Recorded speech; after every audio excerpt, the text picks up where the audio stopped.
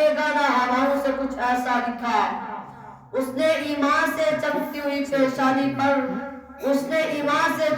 پیشانی پر خون سے اپنے صحابہ کا قصیدہ لکھا. میرے بھائیوں اور دوستوں، قرآن ایک سمندر ہے اور میرا جی چاہتا ہے کہ میں سمندر میں غوطہ لگاؤں اور وہاں سے کچھ موتیاں نکال کر آپ کی جولی میں ڈال دوں. یہ ختم قرآن کا موقع ہے. قرآن اور صاحب قرآن یہ دو علیحدہ موضوع ہے. اگر میں یہ کہوں کہ یہ دونوں ایک ہے تو اس میں کلام نہیں ہے. قرآن بھی وہی اور صاحب قرآن بھی وہی. فرق کیا ہے؟ فرق کیا کہ قرآن علم ہے، نبی عمل ہے. قرآن متن ہے، نبی تشریح ہے. قرآن اجمال ہے، نبی تفصیل ہے. قرآن کتاب اللہ کا کلام ہے. محمد صلی اللہ علیہ وسلم چلتا پھرتا اللہ کا کلام ہے. قرآن بے مثال ہے اس لیے کہ جس نبی پہ اترا وہ نبی بھی بے مثال ہے. قرآن لازوال ہے. جس نبی پہ اترا وہ نبی بھی لازوال ہے. قرآن کو پڑھ کر کوئی تھکتا نہیں. محمد صلی اللہ علیہ وسلم کو دیکھ کر کوئی تھکتا نہیں. قرآن پڑھتے جاؤ. جو دنیا کی جتنی بھی کتابیں پڑھتے ہو اب ایک ہی کتاب ہے، ایک ہی کتاب ہے. اسی طرح پرائمری کا نصاب ہے. ایک آدمی کہتا ہے کہ یہ تیسری جماعت کی کتاب میں نے پڑھی ہوئی ہے اور ایک آدمی کہتا ہے کہ نہیں حضور صلی اللہ علیہ وسلم کی سیرت کی کتاب پڑھو. دوسرا آدمی کہتا ہے یہ جغرافیہ کی کتاب پڑھو. تیسرا آدمی کہتا ہے میں تاریخ اسلام پڑھتا ہوں. چوتھا آدمی کہتا ہے میں یہ کتابیں پڑھ سکتی ہے. تو ایک کتاب کو پڑھتا ہے، دوسری مرتبہ تیرا جی نہیں چاہتا، دوسری مرتبہ پڑھتا ہے، تیسری دفعہ تو اسے لائبریری میں بند کر دیتا ہے. تو لائبریری میں جاتا ہے، کرایہ خرچ کرتا ہے اور کہتا ہے کہ مجھے کتاب چاہیے. جب اس کو پڑھ لیتا ہے پھر اس کو واپس کتاب پر رکھتا ہے تو وہ کتاب دوبارہ نہیں پڑھتا. تیرا جی نہیں چاہتا. لیکن ایک ہی ایسی کتاب ہے جس کا پہلی مرتبہ وہی مزہ، دوسری مرتبہ وہی مزہ، تیسری مرتبہ وہی مزہ. ساری رات پڑھے تو مزہ وہی ہے، سارا دن پڑھے تو مزہ وہی ہے.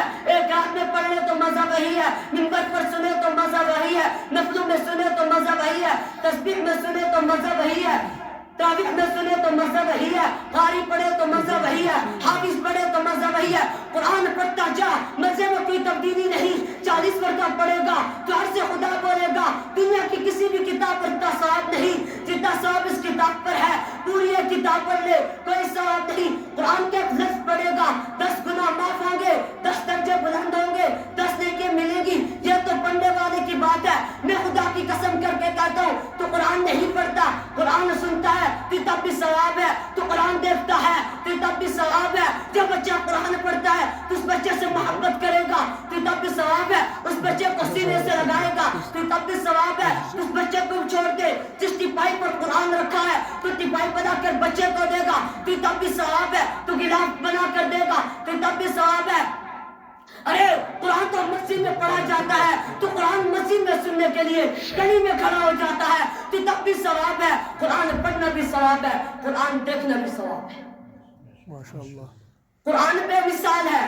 اور ایک اور بات کہتا ہوں، قرآن لارائب ہے اور یہ لارائب میں نے نہیں کہا، خود قرآن نے کہا. قرآن کھولو، قرآن نے سب سے پہلے صفحے میں کہا کہ لوگوں تم مجھے پڑھتے ہو، میں بتاؤں کہ میں کون ہوں. میری تعریف پوچھنے سے پہلے مجھ سے پوچھو کہ میری حیثیت کیا ہے. یہ قرآن کہتا ہے کہ کہیں ایسا نہ ہو کہ پورا قرآن پڑھ جاؤ بعد میں پتہ چلے اسے تو شرابیوں نے لکھا تھا، بعد میں پتہ چلے یہ تو بدل دیا گیا تھا، بعد میں پتہ چلے اس کا تو سارا حصہ نکال دیا گیا تھا. اس لیے 114 سورتوں میں پہلی سورت ہے، پہلا لفظ ہے الف لام میم. پڑھ کے قرآن اپنی حیثیت متعین کرتا ہے تاکہ پہلے میری حیثیت کو پڑھ کر پھر آگے چل تاکہ شک کوئی باقی نہ رہے.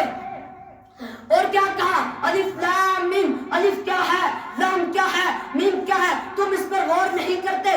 الف سے اللہ نے فرمایا بھیج رہا ہوں. لام سے جبریل نے فرمایا میں لا رہا ہوں. میم سے محمد صلی اللہ علیہ وسلم کہتے ہیں کہ میرے سینے پہ اترا ہے تاکہ راوی کا پتہ چل جائے، بھیجنے والے کا پتہ چل جائے، جس کے پاس بھیجا گیا ہو اس کا بھی پتہ چل جائے. اور کیا کہا؟ الف لام میم. اگر شک کتاب میں کرنا ہے تو لام میں کر، اگر شک کتاب میں کرنا ہے تو الف پہ کر، اگر شک کتاب میں کرنا ہے تو میم میں کر.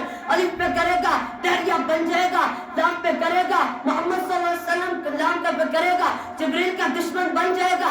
میم سے کرے گا محمد صلی اللہ علیہ وسلم سے دشمنی کرے گا. جب 3 سٹروک سے گزر کر شک آگے بڑھے گا، شک آگے نہیں بڑھے گا تو قرآن جیسی بے مثال نہیں. ایک عام آدمی کے کہنے پر تو یقین کرتا ہے, جس الف کو خدا نے بھیجا اس پہ یقین نہیں کرتا. طبری نے کہا یہ واقع ہوا, ابن حشام نے کہا یہ واقع ہوا, شاہ ولی اللہ کا کتاب میں شک نہیں کرتا, پیران پیر کا واقع کتاب میں شک نہیں کرتا, پیران پیر کا ذکر حدیث میں نہیں ہے, تاریخ نے بتایا ہے, اس پہ شک نہیں کرتا. خواجہ علی جیری کا ذکر قرآن میں نہیں ہے, تاریخ میں ہے, اس پہ شک نہیں کرتا. بابا فرید الدین گنج شکر کا ذکر قرآن میں نہیں ہے, صرف تاریخ میں ہے, اس پہ شک نہیں کرتا. پیروں کا ذکر تاریخ میں ہو, شک کوئی نہیں. اولیاء کا ذکر تاریخ میں ہو, شک کوئی نہیں. بزرگوں کا ذکر تاریخ میں ہو, شک کوئی نہیں. جس تاریخ کو تو نے لکھا اس پہ کوئی شک نہیں, جس تاریخ کو خدا نے بھیجا اس پہ شک کرتا ہے.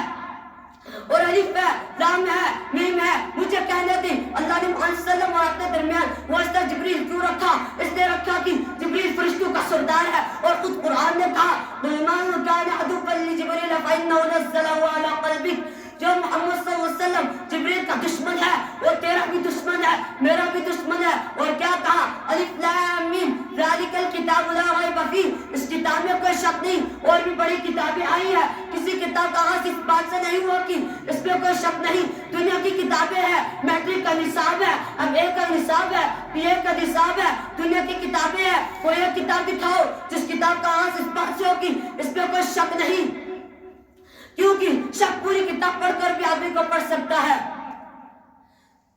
خدا نے پوری کتاب کا نچوڑ 3 لفظوں میں لکھا ہے, الف میں, لام میں, میم میں. کہہ دیا کہ راوی اللہ ہے, راوی جبریل ہے, راوی محمد صلی اللہ علیہ وسلم ہے.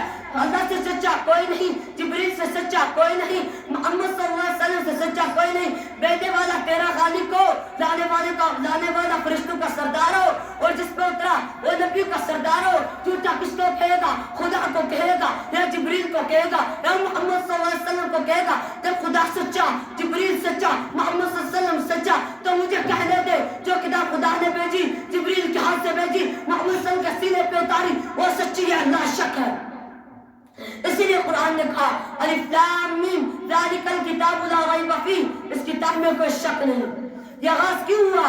خدا کو پتا تھا کہ پورا قرآن صحابہ کی شان ہے, اس کو جھٹلایا جائے گا, اس کو جھوٹا کہا جائے گا, اس کو شرابیوں کی کتاب کہا جائے گا, اس کو زیر و زبر میں تبدیلی کے لیے کہا جائے گا. اس لیے میں آج عرض پہ فیصلے کر کے دنیا میں اتاروں کی اے لوگوں, جس طرح مجھ میں شک نہیں, جبریل میں شک نہیں, محمد صلی اللہ علیہ وسلم میں شک نہیں, اسی طرح اس کتاب میں شک نہیں. قرآن میں کیا ہے؟ قرآن میں 18,000 علوم ہے. سائنس قرآن میں ہے, جغرافیہ قرآن میں ہے. آؤ میں تمہیں بتاتا ہوں قرآن میں جغرافیہ قرآن میں کہاں ہے. آؤ میں تمہیں بتاتا ہوں سائنس قرآن میں کہاں ہے. وَأَنزَلْنَا الْحَدِيدَ فِيهِ بَأْسٌ شَدِيدٌ, یہ سائنس ہے. قُلْ سِیرُوا فِی الْأَرْضِ, یہ جغرافیہ ہے. لاؤ تو صحیح, میں تمہیں بتاتا ہوں جغرافیہ قرآن میں کہاں ہے, سائنس قرآن میں کہاں ہے. اللہ تعالیٰ ہمیں کہنے سننے سے زیادہ عمل کی توفیق عطا فرمائے. وآخر دعوانا الحمدللہ رب العالمین.